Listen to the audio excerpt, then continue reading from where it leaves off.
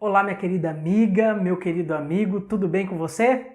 Que a graça e a paz do Senhor Jesus Cristo seja contigo nesse momento. Nós estamos agora iniciando uma série de estudos muito especial que trata do tema da Trindade, sobre quem é Deus.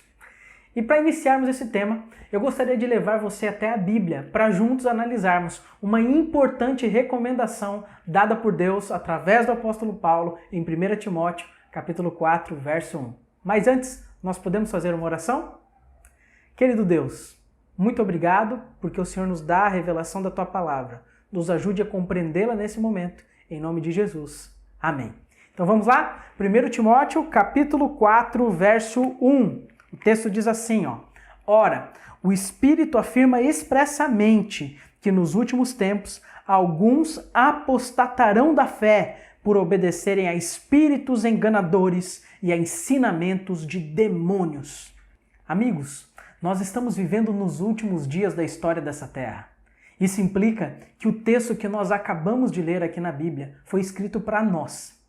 Nessa solene e importante recomendação que foi dada aqui, nós somos avisados de que nos últimos dias, nos nossos dias, surgiriam pessoas que apostatariam da fé, que abandonariam a fé verdadeira e bíblica para obedecerem a espíritos enganadores e a doutrinas ou ensinamentos de demônios. E isso é muito sério, não é verdade? Quando Deus nos faz uma tão importante exortação como essa que a gente encontra aqui, o que é que Ele espera de nós? Sem dúvida nenhuma, Ele espera que nós estudemos com profundidade aquilo que é a verdade, para que quando o erro se manifestar, nós saibamos claramente discernir entre o que é o certo e o que é errado e nos posicionarmos ao lado da verdade. Eu me lembro de quando eu morava no Rio de Janeiro, foi publicada uma imagem sensacionalista que mostrava um soldado segurando uma arma na mão, acuando uma garotinha. Essa imagem causou um grande espanto na população, afinal de contas, como era possível que um soldado tivesse a capacidade de fazer isso com uma inocente criança? Após pouco tempo, uma outra pessoa que tirou foto da mesma cena, só que em um ângulo diferente, com uma visão maior, um ângulo maior, essa pessoa resolveu toda a questão.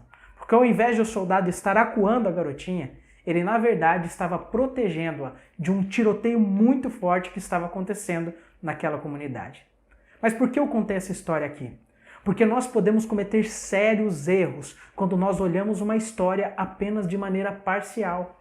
Quando nós olhamos para um assunto bíblico apenas de maneira parcial. Se nós queremos entender a verdade como um todo, nós devemos analisá-la dentro do seu todo. E com respeito à Trindade, é possível que você se pergunte, por que é necessário estudar uma doutrina como essa? A resposta, em primeiro lugar, é que este é um dos temas mais mal compreendidos por parte dos cristãos de maneira geral. E em segundo lugar, porque esse tema tem sido fonte de debates e a doutrina da Trindade tem sido questionada por algumas pessoas, mesmo dentro do âmbito da Igreja Adventista. Essas pessoas possuem uma série de argumentos para defenderem seu modo de pensar. E o que nós iremos fazer nessa série é analisar esses argumentos usados por aqueles que não acreditam na Trindade e ver onde é que estão as falhas dentro desses argumentos, tanto no âmbito histórico quanto também no âmbito bíblico. O tema da Trindade é um assunto que me encanta muito e o motivo pelo qual eu gosto de falar disso é porque antes de eu ser um pastor adventista, eu fiz parte de um movimento religioso antitrinitariano, ou seja, um movimento que não acreditava na Trindade. A história havia sido contada para mim apenas parcialmente, entende? E eu acabei acreditando no erro. Durante vários anos da minha vida e da minha adolescência, juventude, eu defendi a ideia de que não existia a doutrina da Trindade. E deixa eu fazer um parênteses aqui. Se você tem dúvidas sobre a Trindade, ou mesmo se não crê mais nessa doutrina, por favor, continue assistindo essa série. Porque o que eu irei apresentar aqui para você é o resultado de anos de pesquisa com muita oração. E foi isso que me convenceu que a doutrina da Trindade é bíblica e é também verdadeira.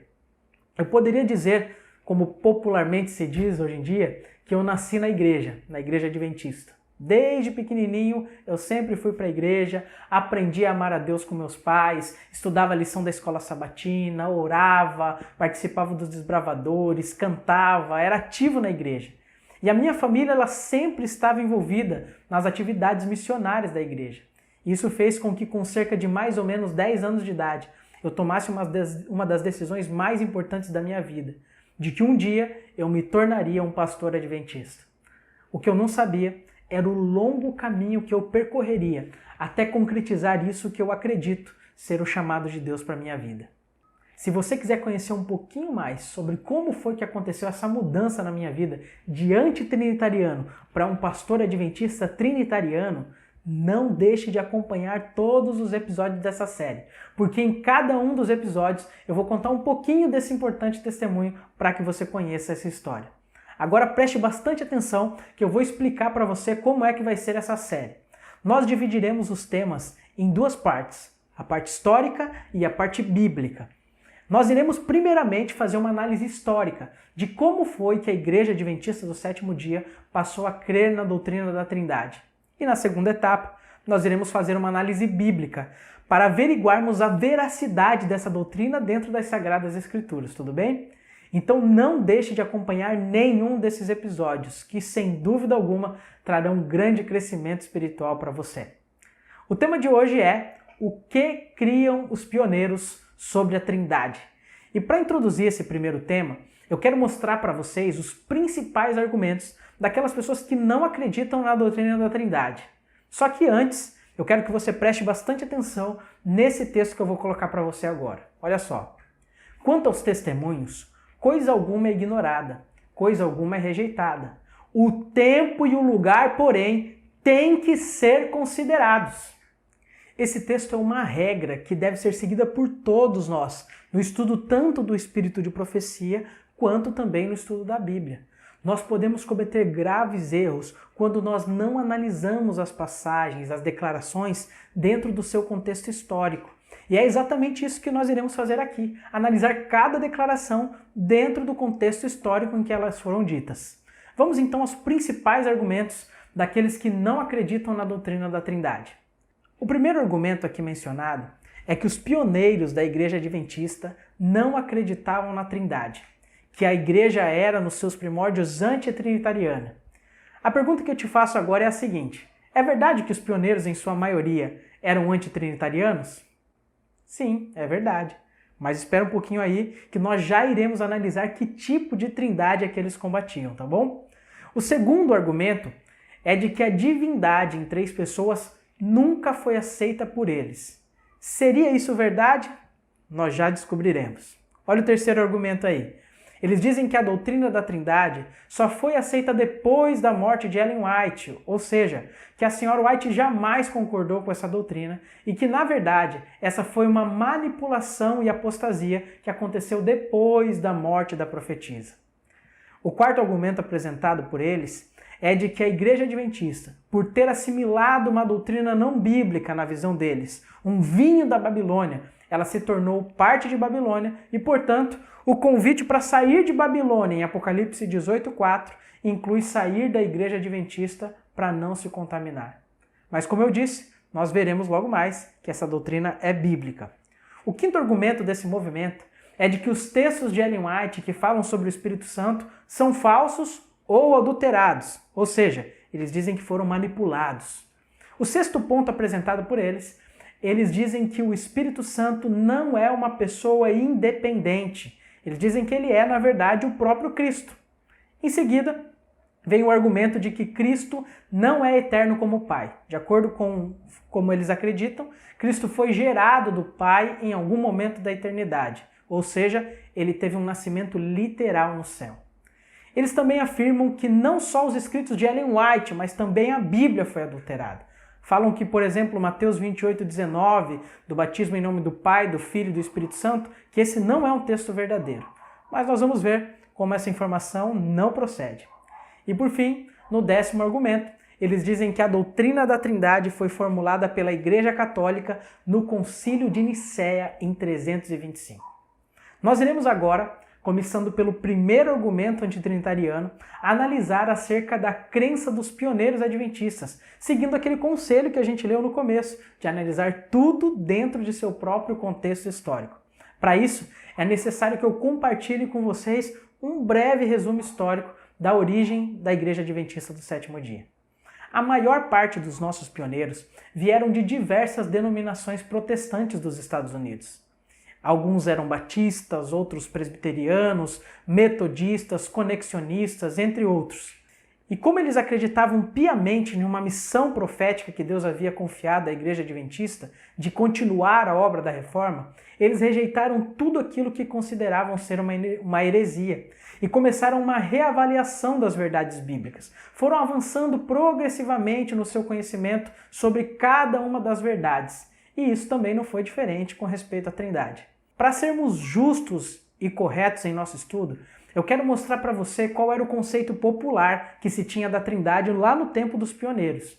Vamos começar pela Igreja Batista, da qual vários deles haviam saído. Olha só essa declaração de fé. O Senhor, nosso Deus, é apenas um Deus vivo e verdadeiro, um Espírito puríssimo, invisível, sem corpo, partes ou paixões. Nesse divino e infinito ser, há três subsistências, o Pai, o Verbo e o Espírito Santo. E aí reparem que diz ali que o Filho é eternamente gerado do Pai e o Espírito Santo procede do Pai e do Filho. Eu quero destacar aqui para você a parte que diz que para os batistas Deus é sem corpo, sem partes ou paixões. Ou seja, que Deus não é um ser pessoal, ele é uma substância informe da qual o Filho é gerado eternamente do Pai e que o Espírito procede do Pai e do Filho. Eu quero já deixar claro aqui que, como adventistas, não podemos concordar com essa visão da Trindade. Nós não acreditamos em um Deus dessa forma. Acreditamos em um Deus pessoal, corpóreo, com três pessoas distintas. Agora perceba a crença presbiteriana e como ela se assemelha muito à crença batista. Diz ali, há apenas um Deus vivo e verdadeiro, que é infinito em ser e perfeição, um Espírito puríssimo e, de novo, sem corpo, partes, paixões, imutável. E aí, continuando a leitura ali, você vai ver que fala também de que Cristo é eternamente gerado do Pai e de que o Espírito Santo procede do Pai e do Filho. A mesma questão de um Deus sem corpo, partes ou paixões, com o Filho sendo gerado do Pai. Ou seja, dessa substância incorpórea se dividindo em duas e depois em três. Observe a crença metodista agora e lembre-se que Ellen White também era metodista. Olha só.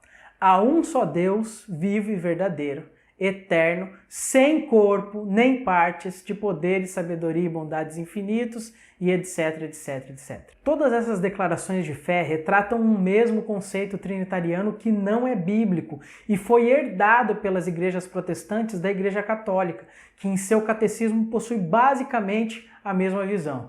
Como era esse o conceito da Trindade que existia lá nos dias dos pioneiros, era natural que fosse esse o tipo de conceito que eles combateriam. Vamos analisar um pouquinho algumas das declarações dos pioneiros, tendo em vista esse contexto histórico sobre a Trindade. Olha o que diz Logborough. A doutrina da Trindade é contrária às Escrituras. Em quase qualquer texto do Novo Testamento que lermos, fala-se sobre o Pai e o Filho, apresentando-os como duas pessoas distintas. O capítulo 17 de João já é suficiente para refutar a doutrina da Trindade. Mais de 40 vezes em apenas um capítulo, Cristo fala de seu Pai como uma pessoa distinta de si mesmo. Vamos analisar aqui o argumento desse pioneiro? Vamos lá? Ele começa dizendo que a doutrina da Trindade é contrária às Escrituras e que o Pai e o Filho são duas pessoas distintas. Agora eu te pergunto, depois de nós lermos as declarações trinitarianas da época, o argumento dele não faz sentido?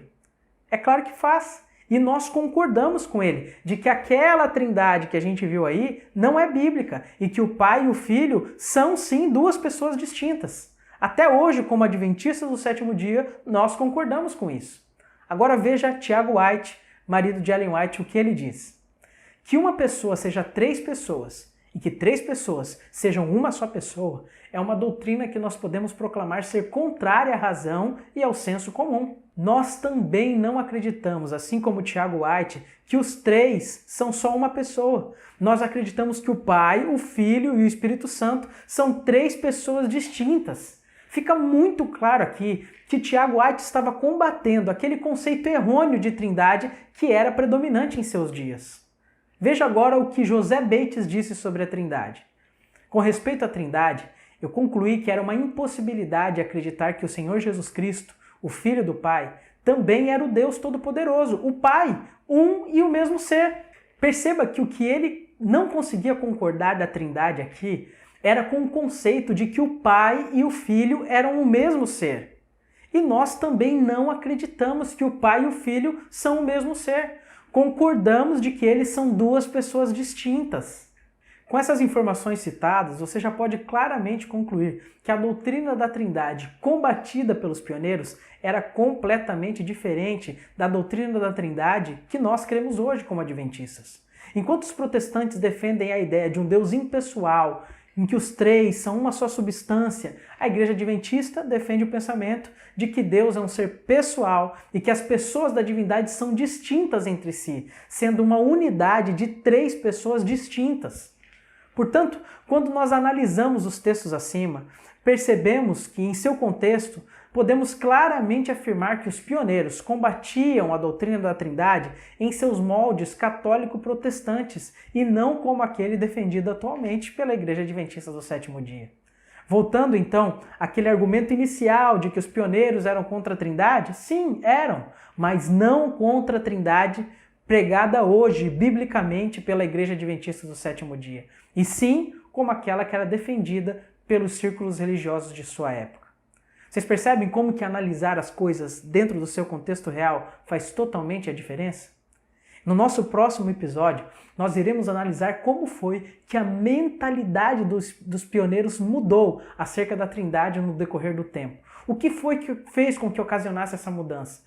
E iremos analisar os outros argumentos desse movimento antitrinitariano para que você perceba que não há fundamento nenhum nessas coisas que são afirmadas. Não deixe de acompanhar o próximo episódio. E posso te contar um segredinho aqui? Olha só, deixei esse segredo para o final. Se você ir na descrição aqui desse vídeo, ali na descrição, vai ter um linkzinho já para o segundo episódio para que você não perca o ritmo e, se você quiser, você já possa assistir agora. Eu posso fazer uma oração com você antes de a gente terminar? Feche seus olhos, vamos falar com Deus. Querido Deus, muito obrigado por esse estudo que fizemos da Tua Palavra. Obrigado porque compreendemos através da história que os nossos pioneiros sim eram contra a Trindade, mas não contra o conceito trinitariano bíblico que hoje a Igreja Adventista tem. Nos ajude, Senhor, a cada dia expandirmos mais o nosso conhecimento da verdade, que o Senhor nos abençoe, nos guarde e nos dê a Tua paz, em nome de Jesus. Amém. Deus abençoe você, amigo. Não se esqueça de se inscrever no canal, de ativar o sininho de notificações e de compartilhar esse vídeo para que o maior número de pessoas tenha acesso a ele e possa também compreender essa verdade gloriosa. Se você conhece alguém que tem questionado a doutrina da Trindade, manda para essa pessoa também, para que ela tenha a oportunidade de se encontrar com aquilo que é a verdade de fato. Então, no próximo tema, nós vamos tratar de como foi que os pioneiros mudaram sua mentalidade e aceitaram a Trindade, e nós vamos ver depois também como é que essa doutrina está plenamente fundamentada na Bíblia. Um beijo para todos vocês, Deus abençoe.